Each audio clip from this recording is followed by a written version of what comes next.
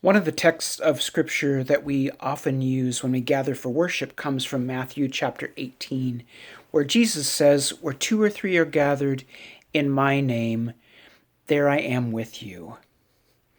When we are living into this as a truth, as a living truth, we recognize, of course, that Jesus is more than a character in a book.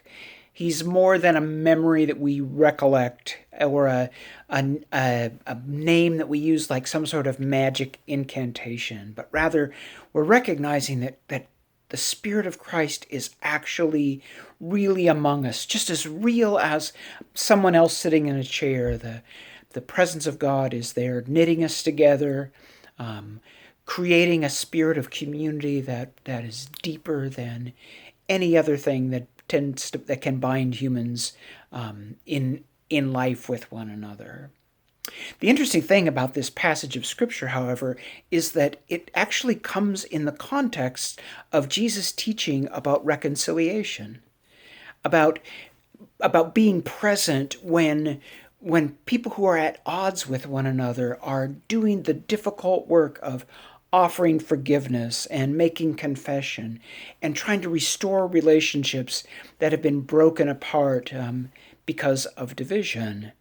Somehow when Christ is there, it creates the possibility of us becoming whole.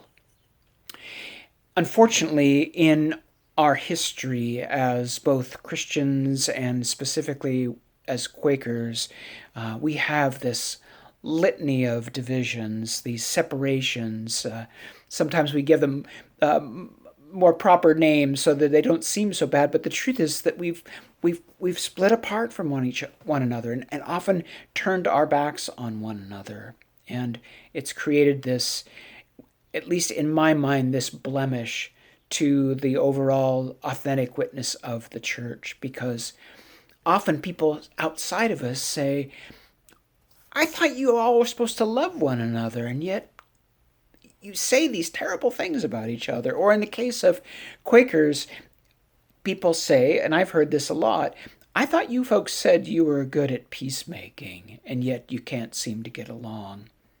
And so it leaves us with this blemish that is really hard to explain away. And it often keeps us from returning to this work of reconciliation. I think sometimes, I'm concerned sometimes that what we've become is content not being whole. We've grown used to the fact that we are separated. We've learned to live with it, rather than returned in those moments when we've harmed one another, when we've broken apart over disagreement, to come back and to do that difficult work of reconciliation, of honestly living into the presence of that unifying Spirit, to see if there is somehow this impossible possibility again of moving toward wholeness. It may be that there's so much water under the bridge nowadays that we will never ever unify the whole church. We'll never all come together, or even within our tribe of Quakers, we'll never all come together and be united into the same group again. But I don't think that relieves us from the responsibility of doing the work of reconciliation.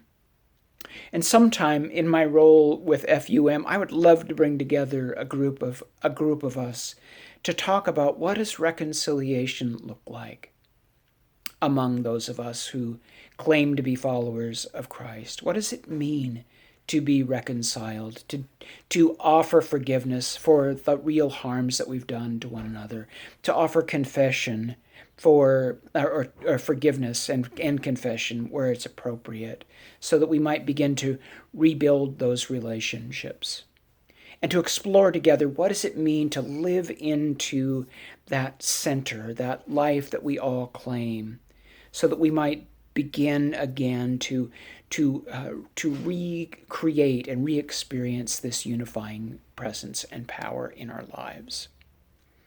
Well, bless you this week as you do that work in your communities and among the friends in your area. And I'd love to hear your ideas and perspectives in the comments below. Peace to you.